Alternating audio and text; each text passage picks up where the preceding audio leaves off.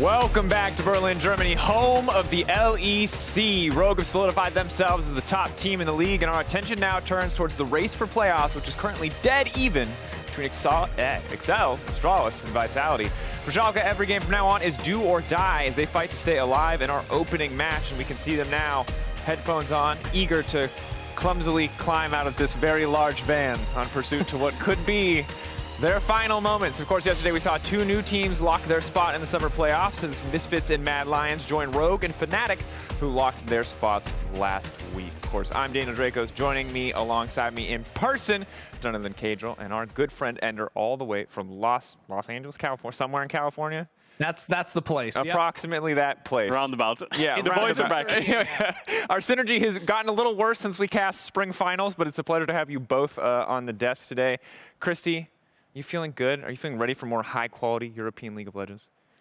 I'm going to be honest. I woke up at 3:45 today, and I was not feeling it. But then I had 2 coffees and some ice cream, so I am amped for today. I'm at an 11 right now. I'm ready for 5 games. That's fantastic. That's the energy that we need. I feed off that. Going into these high-stake games. Of course, standings are going to be very big. Misfits and Mad both making it into playoffs. Caedrel, I want to go to you first. Mad Lions or Misfits, you can take your pick. Who are you feeling? What do you think about it? Well, I just think that Misfits is most interesting to me because of their turnaround from spring to summer, right? We talked about it before, but the fact that they didn't even make playoffs in spring and now they're tied for second towards the end of week 7, it's just crazy to me. So I'm excited to see what they do in a best of 5. The biggest change for this roster was their coach. Candy Floss came in as the head coach. That's the only real big change they did from spring to summer, and now they're looking fantastic. Best of 5s, I can't wait to see them there. Yeah, and while Misfits is the big, surprise in a positive way of summer, Mad Lions are the big disappointment. They've sort of struggled to get their feet off the ground early on in the split, and we're like, it's okay, they're coming back after MSI, let them adapt to the next patch and they're going to be okay. But since the halfway point in the season, they've lost to the 2 worst teams in the league, SK and Schalke, and now in their last 4 games, here's their list. They play Rogue today, then next weekend they play Fnatic, G2, and Misfits. They play all the top 5 teams right before playoffs, so this is kind of the last big test before we see them go into those best of 5s to kind of give us some faith back in this roster that I feel like I've lost a lot of towards the second half of the split. Yeah, it feels like, I won't call them excuses, but there were big reasons why they weren't performing right. But now it's week 7, next week's week 8. You've got a tough schedule ahead of you. You need to start beating these teams or at least showing strength against them. Or, of course, they've locked playoffs, so they are going to be in the playoffs. They are going to be in the top 5, top 6, right? But I think that when it comes to playoffs, they need to start leveling up to the point where they're actually even on these terms with these teams. And obviously a massive difference between top 4, where you get the luxury of a double elimination bracket, or bottom 2, 5, and 6 in that case, where you would be immediately eliminated. Mad Lions certainly do have a little bit of time to adjust, to adapt, and kind of step it up here in the final weeks. But Rogue currently proving they are the best team in the LEC right now. Yesterday, we witnessed absolute destruction on the side of Rogue. Christy, talk to me about it. Oh my, look, from level 1, there was already some funny things going on with Fnatic, Niski trying to camp in the bottom lane, then 2v2 kills straight up. Rogue have just looked kind of unstoppable. This is a team that always in the regular season looks pretty darn good. In the best of 1s, they are looking very, very strong. But this is a team that just thrives when you make a single mistake. They're going to jump on you and they're going to destroy you. Hansama and Trimby have stepped up in this summer season, completely dominating in 2v2s on the bot side and beating the best 2v2 bot lane in the league in spring split that was upset in Hilla, saying it's a big difference here in summer. Yeah, and the turnaround for Rogue, just think about it, right? Last summer, they were contesting the top spot in the best of 1s, right? In the regular season, they were finishing first and second and stuff like this, last split as well. So it's no surprise that Rogue's at the top of the tables. Their play is great. I mean, they're one of the best macro teams we have in the LEC, if not the best macro team. The only big mistake they had was they dropped the ball in mid-game. But once that's cleaned up, they look pretty much unstoppable in the early stages. Certainly the case, and I think it's a credit to Rogue again that in best of 1, widely considered the most volatile format in League of Legends, that they are so consistently able to reign out on the top of the standings, whether it's tied for second or securing first, as it has been in the last few splits. Have to keep an eye on that, see if they can keep that going as we head towards best of 5. Big deal, big expectations for Rogue. But for Rogue, Mad Lions, Fnatic, and G2, they were our top 4 teams in spring. But at least one of those teams is going to miss out on Worlds later this year. Now, Odawamne joined us earlier in the week in Euphoria, and let's hear his take. Thing is, we were talking to Upset. He said something really interesting. We were talking to him about Worlds. There's only 3 teams that go to Worlds. What he said was, we asked him, there's 4 teams. We talk about the top 4, Mad, G2, Fnatic, Rogue. Who's going to make it to Worlds, you think? And he said, pretty, I wouldn't say confidently, but in a comfortable way, he was like, yeah, I think Rogue will be the team who don't make it. I think that Mad, Fnatic, G2 will be the teams that make it. Because I hate Odo. That's what he said. He said I mean, he's just a bit of a jelly hater, but that's just him. I don't really care about what he's saying. Like, it's kind of like he's saying it, but he doesn't really believe it. You know, he just does it for like the controversy, I guess. I think. Is this why you say Fnatic's gonna be the team that doesn't make it? No, I think Fnatic makes it. If I have to put my money on someone who doesn't make it, it's probably Mad. Yeah, I would agree actually. I think that's fair, but I would like to, because I do think that Upset's point was interesting. So I'd love, his core point was that, and this is one we've heard from Rogue before, was that he felt like of the 4 teams, Rogue were the most predictable. He said, you guys are really good, but never did you do anything in games where it was like, oh, wow, I didn't see that coming. It's like, oh, they did the cross map like expected. They just did it really well. Or they did X, they did Y.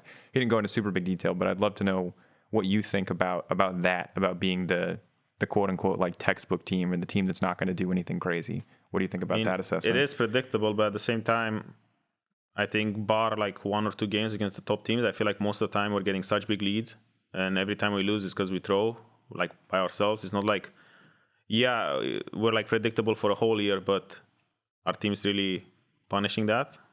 Not really. We're still getting like 5-10K goal leads against everyone. Even against Fnatic, I think we threw our game because we just gave Nash a 20 just because we got caught. And I mean, we're predictable, but at the same time, we're doing by the book stuff. So it's not like there's counterplay to it, you know, because there's like a lot of thought in like how we do our macro and stuff. And on top of that, every lane is like super ahead most of the time. So it's like, yeah, if you can find the small gap you have to make a play on us, then props to you. You got it. But it's not like we're going even in early game and then we're predictable, so there's like counterplay. By the time, I feel like every time there is like minute 10, we're already like 2 or 3K goal ahead. It was a pleasure to have Odo Wamne on the podcast this weekend. You can check out Euphoria every Wednesday at noon, CEST. And of course, criticizing Odo Wamne, not the best comment from Upset in terms of aging overall, given the result yesterday. But who could have predicted that would happen? In other news, the most stacked in LEC, stacked role rather in LEC this year has been the jungle, which is completely and totally filled with MVP candidates. Now, we asked the fans at home to give us their current jungle tier list. We got this towards the end of the week before the broadcast started. So let's check it out. Let's see what the fans had to say coming into the week. Ooh, okay. Okay, right off the bat, I'm going to say this is not as egregious as I thought it would be. Gentlemen, give me your thoughts. Caedrel, let's go to you first. Yeah, not a bad tier list. Looking at it straight away, a couple things, well, just one thing I would really debate. I think Bwipo and Razork, maybe swapping those 2 around would be the only kind of point of contention I'd have there. Other than that, pretty good. Pretty good list. Yeah, I'm totally there with you, Caedrel. I think Razork's had a fantastic split. For me, Inspired still #1 in the league in terms of the jungle position. I feel like the guy, I mean, we've said it so many times before, but similar to Rogue's playstyle, you heard Odo talking about how there's like no counterplay. They always force you into losing positions. That's kind of what Inspired's playstyle feels like too. You know, he just forces you into losing positions in the early game. You know, jungling, it's often a lot about opportunity cost, and the situation where it's like, oh, this is like, you know, slightly better. This play is slightly better than this one, and Inspired seems like he's always taking the best option. He's so hard to criticize, so hard to find faults in his game plan because it is just so solid, playing off of the pressure of his laners to find invades, find gank timings, and optimizing his clear as well. He is just the whole package when it comes to the jungle role. Yeah, I think balance is the word I give to Inspired. That's just so crucial. I mean, whether it's intelligence as well in his pathings, even this play against Fnatic where he just knows where Bwipo will be to look for the gank because Larsen has the push. He's there to counter it. Inspired's pathings in the early game are flawless. He punishes the enemy jungle in almost every matchup,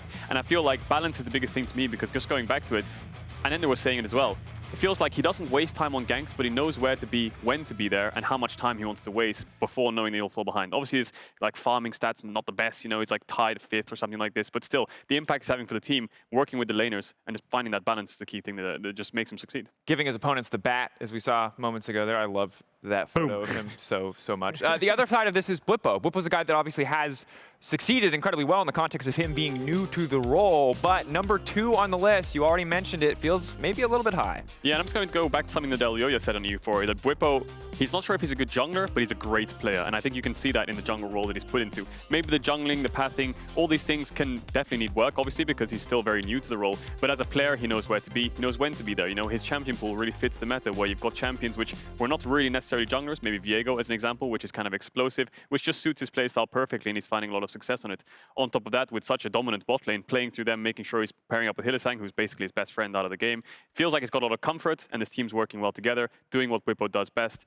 He makes a play, the whole team comes with him. Yeah, and we'll see how Bwipo can rise through the ranks here, but the other player that I think we have to talk about is Razork. Massive season since his rookie split. This is definitely the best or second best split of his career. Jeez, Christy, Ender, whatever you prefer. You can call me Andy, that's fine. Andy, darling, tell me about Razork. Darling. Darling. Yes, well, you know, Razork has been the darling of summer. That's a transition, right? They're honestly just massive improvement from this player. He was a decent jungler in spring, but he is a standout top performer, one of the best in the role here in summer. And he's done it in surprising fashion. So impactful in the early game, playing around mid and that top side of the map. And comparing him to junglers on the top teams, like top 5 teams, his kill participation through the roof, I think 78, 79%, almost 10 percentage points higher than anyone else in the league. His damage share too, super up there among those top junglers as well. It's super impressive out of this player for Misfits, and I think one of the biggest reasons why they found so much success here in summer. Yeah, I completely agree. He's the biggest driving factor behind Misfits in the early game, and I think that, yeah, like you said, jungle is probably one of the, if not the most stacked role we have right now in Europe. Absolutely. And a ton of names on the list. Again, thank you, Discord. Thank you, everyone out there who contributed to this list. Impressed, again, that usually when we collectively ask people to do anything, it gets worse, not better. This is a fantastic list, so thanks again to the LEC community. Now we're going to stay on the topic of LEC players and also give the experts a chance to showcase their knowledge and potentially attempt to be the best like no one ever was. Now a picture is going to appear on the screen, and underneath each one hides a current LEC player. Our job is to find out who it is through some clues in the form of fun facts. I might help, I might not. I haven't decided what my role is in this context. Player 1 played in both the Prime League and Hit Point Masters. Now, if you guys can't figure this out, we can do a couple things. We can ask Twitch chat for help. Twitch chat's always helpful. Not always helpful. Twitch chat can be helpful. I'm always watching. That's perfect. We got Christy on the case. Now, we can also ask producers for more clues, because I can already see that this might be a struggle. Prime League and Hit Point Masters. Wow. I'm just rolling through Prime League, especially players in my head. We have a lot of Prime League players. I don't know how many have played Hit Point. We're going to... Kevin, I'm going to need another hint. Before we go into the depths of Twitch chat, we're going to need another hint here. Yeah, one more hint. Prime League. Rookie. Ooh. Rookie. A rookie? Hold on, pulling my list of rookies. Lilip definitely played in the Prime League. Lilip's not a bad guess. We can't be afraid to be wrong. We have the top laners of Vitality as well. I think you can't be afraid to be wrong. Sometimes you just got to flip it. I'll just go with Lilip off the bat then. Christy, anything else you want to add? One more hint. Nuclear Int. What? Are you using Twitch chat? No, he's using Twitch chat. He's using Twitch chat, 100%. Twitch chat. He's using Twitch chat. Okay. Has played 4 out of 9 games on the same champion. 4 out of 9 games. On the same champion. It must be Nuclear Int. Didn't he play lots of Rise? 9 games? That can't be Lilip, 9 games then. Wait, but they would have told 9 games. Nuclear. Again, 9 games. Think about it. How many games have we played this season? Has played 4 out of 9 games. Yeah, think about how many games we played this season. We're going to do the math. Okay, yeah, it must... SLT! No, guys, it's Lilip. It's yeah, okay, I knew that was right. Everyone else, we're on like the last week. People have played more than 9 games. Yeah, I'll say it has to be one of the subs. It's Lilip. Okay, I agree. All right. Wait, so we got it right? So we just got trolled? No, you got kind of right. I gave you more hints just in case. Kevin told me to blame it on Kevin. Player 2 has played against Nagari. I'm going to say it's Hirit, just from the outline. I think is that Hirit? I'm going to go Hirit. You're going to look like kind of a dick if it's not there. No, I feel like it is. Played against Nagari, started his LEC career in 2021 is the second hint. I'm going to say Hirit. I think it's not a bad guess. That's kind of smart. Hirit? I think that's Hirit. No, I think it's Hirit. I'm actually, I'm on board. I'm guessing it was Nagari in the LCK as well. Final answer, Hirit. Kevin? Hirit, for sure. Confirmed? Boom. Hirit. Yes, because he played in the LCK, of course, against Nagari. Yeah, excellent. And obviously one of the better top laners in our league. Impressive performance for him so far. But player 3 won EU Masters. That is it's leader. The hint leader won EU Masters. Okay, again, that's also leader. No, we have fuzzy hair. We have fuzzy hair. We don't need hints. We've got a shadow and an outline. We can actually play Who's That LEC Pro player, Mon. I think leader. LEC Unite Least unique champions played in his position as well. I think it's leader. I think leader. I'm gonna go leader. Yeah, leader plays a bunch of different champs too. Yeah. Okay, boom. Okay, we're not doing too bad. The first one was shaky. 2 and 3, not bad. Silhouettes are much easier. Said Lilip fast, and then producers just didn't tell us, so He wanted that's to not give on you us. more hints. He's just trying to help player too 4 looks much. hard. Highest gold per minute in his position. At 374. Ooh.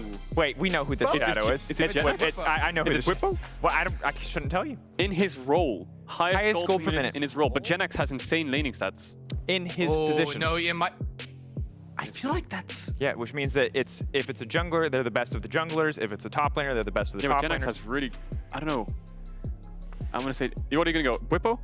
I think I I'm going know. to say... Has I played think 3 I'm different going roles in his Whippo. LEC career. Yeah, it's Whippo. It's Whippo. 3 different roles in his LEC career. Okay. And Neuro's right. Easy. Look, all I'll say is we kind of sucked at that. I hope you guys did better on the way home. Hints did not help us. Silhouettes did a lot more We're work. so We just boosted. spend a lot of time staring at player photos. Let us know if you got like a perfect 4 out of 4 right away. And of course, as interesting as players are, I do want to talk about someone near and dear to my heart. Is it Like me? your well, it's not you this time. I'm sorry, friend. But like your high school crush, he is both incredibly emo and difficult to understand. Now, unlike your high school crush, he's doing quite well in competitive League of Legends. It is none other than Aphelios. Now, Aphelios, what does he bring? Why are we seeing? He is one of a number of scaling immobile carries, and he's good at a little bit of everything. You should compare him to picks like Kog'Maw or Jinx, but the difference is he has a very powerful toolkit that gives him just kind of a bit of everything. Again, not as popular as champions like Kalista or Tristana, but he has been seeing more and more play. It used to be that you only saw him with Thresh, but now teams are branching out to include him in a wider variety of comps. And of course, say what you will about Aphelios in the meta, but one thing we can all agree on is that his kit is confusing as hell. Now, to help you better understand how this champion works and what you viewers really need to look out for, I put together a brief overview. So here's the TLDR on how this champion works. You all know he has 5 guns. I could try to flex by naming them, but let's stick to colors for simplicity's sake. White gun is super OP. The active turret and passive damage multiplier you get from building up Chakram is incredibly powerful. Purple gun, good, CC component strong, but it's a liability and it's the least effective combat gun. Similarly, it's the hardest to get rid of. Now, good gun combos you can see to my side here. The Heimerdinger 2.0, green and white combo. This is what happens when Heimerdinger and Xerath love each other very much. Now, this combo is incredibly impressive. When you take a look at the highlight clips, you can see how quickly he can rattle off green ability actives in the form of these marks, as well as a number of Chakram and Shurikens. So again, huge 80 steroids, massive burst damage. The second combo, red and white, is a little bit easier to pull off. You kind of just push Q on the red gun, swap guns, and then just continuously auto attack for maximum effect. This is the Beyblade of Death, aka Let It Rip if you're looking for some buzzwordy things to say. As you play in game, I'll be sure to say them in cast as well. Now, if you see either of these combos and you opt into fighting Aphelios, you are inting. That's what it is. I'm sorry. Might not be reportable, but technically correct. Of course, the one you want to avoid is the purple gun. If you see him alone with the purple gun, you can probably jump on top of him. And if you're looking to play Aphelios at home, you have to be aware of the new builds coming out. I saw people criticizing some of the builds we saw yesterday, but there have been some adjustments over the patches. Build 1, this is the new one. This is the hotness. This is the sexy build. It's more about abilities and burst. It's less about auto attacks. Now, by going lethality second in those skill up points, the base stats points that are unique to Aphelios, you get 39 lethality from just base stats and the Collector. That is Immortal Shield build, Collector into Infinity Edge. Build 2, this is more standard. You've seen this one. Kind of just pick a mythic, go attack speed second, get a Runeans. It's not as cool, it's not as hot, it's not as flavor of the month, but if you're fighting front to back, it's still damn effective. So whether you're playing as Aphelios versus him, as him, or just trying to understand what he does in a professional environment, I hope this helps. White gun OP, purple gun kind of meh. Kabi, of course, has experienced both the fun and the struggles of being an Aphelios player, and later tonight, he and Misfits face off against G2 in our match of the week.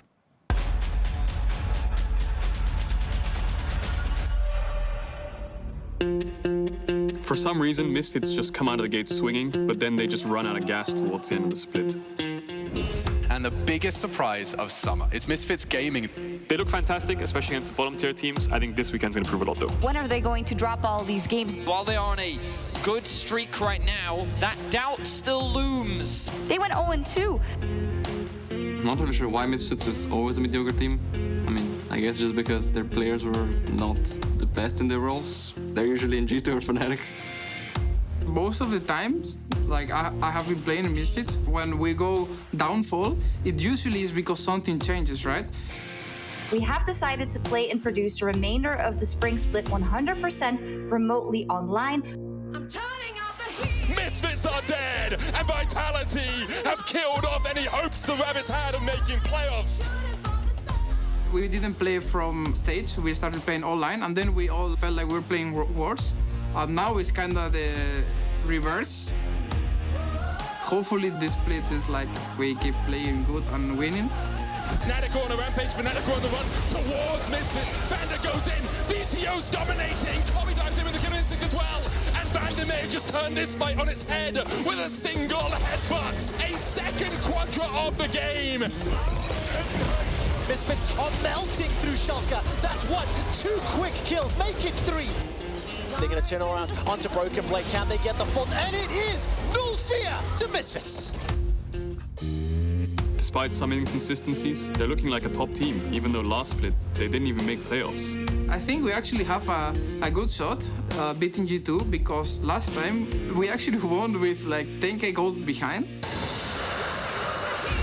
Misfits, they're making it work. Caps on the run, covering the back line. Elder Dragon doing work, burned down 1 by 1. Misfits were 10k down, but the Elder Dragon wins them the fight. Misfits make a miracle happen. I'm absolutely shocked. How did they find that? If we actually won't be 10k gold behind, then we actually have a higher chance to win, right?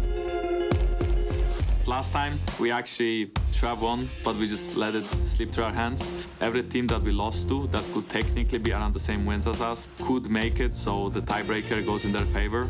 I feel like we need to win every rematch that we have against a team that we lost before.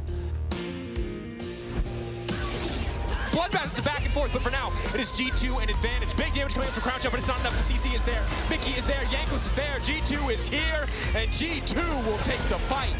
It's always really tough to play against team like G2 because they're always dangerous, even if they are losing. You don't really know which G2 you're gonna face, because even when they have worse times or worse periods, they can still have insane games. The reason this game's exciting, G2 was embarrassed the last time they played against Misfits. And it's because it's Misfits' final test. There's only 1 week left after this before playoffs. And if they can put in a statement like beating G2, then they're up for a good run. Woo! I like those final lines. Whose voice was that, my dude? Nice. The tension, the stakes, rematch between G2 and Misfits, embarrassment, Misfits looking to prove themselves as they break into the top 4. There's so many different storylines, but ultimately, narrative. So much of it. When it comes to the game match itself, I want to know about mid-jungle. We got Razork and VTO versus Jankos and Caps, and that is a matchup that we have to keep our eyes on. Oh yeah, definitely. Especially when the meta right now is so explosive around those roles. And when you look at both of these teams, I feel like they both play through mid and they both play for jungle, but in just different ways. And you can see it on your screen here. VTO and Razork, once they have the mid push and Razork's facilitated VTO enough to actually merit having the push, he brings him to side lane to get plays happening. Now, you can do this in every single game, obviously, but these are just small tendencies, whereas G2 want to get Caps ahead. So it's more of a ganking-oriented playstyle to set up mid-jungle combos, which are actually strong in the 2v1s and the 2v2s to push that lead forwards, early ganks, early attention, similar to Vitality. Now, by no means does that mean that G2 can't move to side lanes themselves. It's just that Caps is more the resource-heavy player which G2 play for, whereas Misfits like to just get VTO to side lanes, and that's how they snowball the game to kind of balance out the whole map. And G2, obviously, Mickey always moves towards mid, and that also affects the mid-jungle problem, but that's just the different kind of playstyles I've seen between these two teams. Yeah, and we've also seen, you know, a lot of teams try as sort of a main strategy against G2, send a lot of people to mid lane, shut down Caps. When Caps is sort of landlocked, you know, can't get out of his lane, can't really impact the rest of the map, isn't on the front foot in the early stages, he tends to struggle to find that impact later on. So for me, it really does come down to which one of these junglers is able to find that hit early around the mid lane, get that advantage rolling, because from there, whichever team has that mid jungle, you know, rolling, getting ready to impact the rest of things, that's how the game's going to be decided. I honestly just cannot wait. I love it anytime top teams go toe-to-toe, especially when there's so much on the line in the forms of seeding or pride and embarrassment, as is the case for this rematch. And of course, Misfits and G2, they are closing out the day. That is our 5th game of the day, but we do have a spicy spring finals rematch between Rogue and the Mad Lions coming in game 3. Yeah, and it feels like Rogue's just that step ahead of Mad Lions, right? They joined the league at almost basically the same time, and it feels like they were the undercard for the whole league. You know, you had the main event, which was G2 Fnatic, and the undercard, which was Rogue Mad Lions, but Rogue have surpassed expectations. Now over 2 years later, coming into summer 2021, they're looking like, if not the best team in the league right now. Whereas Mad Lions have never really lived up to that, apart from winning Spring, of course, which is a massive achievement in itself. Now coming towards summer, they're just like a little bit of a step behind Rogue in this kind of head-to-head battle that they've had for so long. So I'd love to see them kind of find their form again. There's a lot of reasons why they're struggling, but I'd love to see them kind of pick it up. So many good games to watch today. But of course, we're going to start with our first match of the day, turning our attention towards our opening game. It's going to be a pivotal clash between Schalke and Astralis. Now, Ender, it's been a difficult split, I think, to say the least, from Schalke. And as we take a look at their win record, at how they've done over the course of the split, I think it's important to look back and talk about kind of what has gone wrong for this team over the season.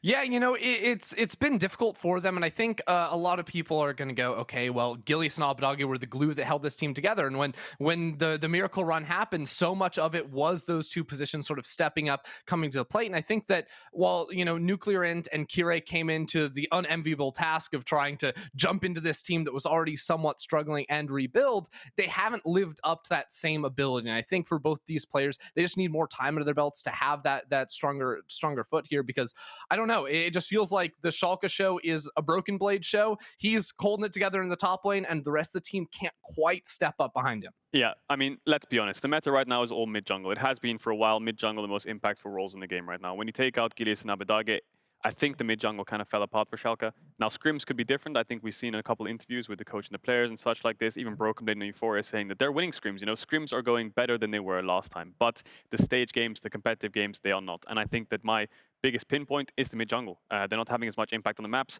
Broken Blade can be one of the best laners in the entire league. He can be such a standout performer.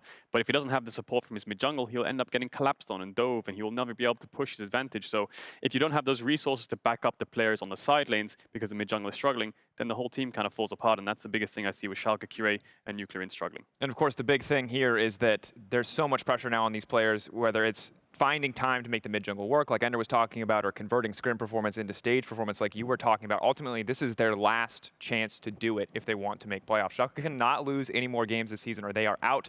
They're going to play G2 and Fnatic next week. Now, we'll call it a miracle run when we make it that far, but for now, it's one step at a time. It's trying to take down Astralis. And when you talk about Astralis, yesterday, while they ultimately were not able to win, a lot of things I think that they can be happy about. Yes, it was messy, but the man at the center of so many of those plays was White Knight on this Lee Sin, an absolute monster on that champion. Yeah, I feel like that champion has kind of carried Astralis to wins this split. And I think that although they didn't change their roster from spring to summer, I'm going to go back to it. The meta right now also suits Astralis in a sense, just for top lane specifically. Although you're having control mages and there's very standard champions coming out, and Zanzar is playing these off-meta kind of jungle picks with Trundle. Feels like every time White Knight gets Lee Sin, he finds some kind of play, despite them losing the games, being down in gold early. I think the Lee Sins are just kind of... There's good Lee Sins, great Lee Sins, and bad Lee Sins, of course, right? And I think the good and the great, there's actually a big, big difference when you can find these fights, you know, find the engages, find the flash kicks on the carries, which are just so far ahead, because gold becomes irrelevant once that play is made. And as a Lee Sin extraordinaire, I think he's pretty damn good. Honestly, Lee Sin's one of those champions where even not even all junglers can play it, right? It's been one of those historically that has been a little bit hit or miss for some players, but White Knight has very clearly put in the time. You look at the amount of games. He's played 7 games of Lee Sin, and if you add up all of the LEC top laners combined, they have 6 games. He's played more games of Lee Sin than the rest of the league combined. Respect. I mean, he's put in the time. It's very clearly showing, and he looks good in lane. I don't think he's died before 15 minutes on the champion. It's just absurd. And as we're running out of time, I think it's important that we highlight not just this game, but also what else is coming up for Astralis here. Easiest schedule of any team in the entire league. They faced their hardest opponent yesterday. Now it's Schalke, SK, XL, Vitality. Caedrel, I gotta know, we don't have a lot of time. Is it possible? Can they make playoffs? To the stables, baby. I said it yesterday. I think there's a huge chance that they can make it. If you look at Vitality or XL schedule, they're facing Rogue and Fnatic and G2, all these teams in the last week of the LEC, right? You look at this schedule, they're facing bottom 5 teams. They have to win at least maybe 2 or 3 games to make it into playoffs. It's doable. I think Astralis are the dark horse in the playoffs race, and they might just make it this time around. Something that we're going to have to keep our eyes on, the dark horse to the stables, to the stars, whatever you want to stay. For Astralis' opponents, Schalke, everything is on the line in this game as they fight to stay in the race for playoffs. Quick shot, take it away.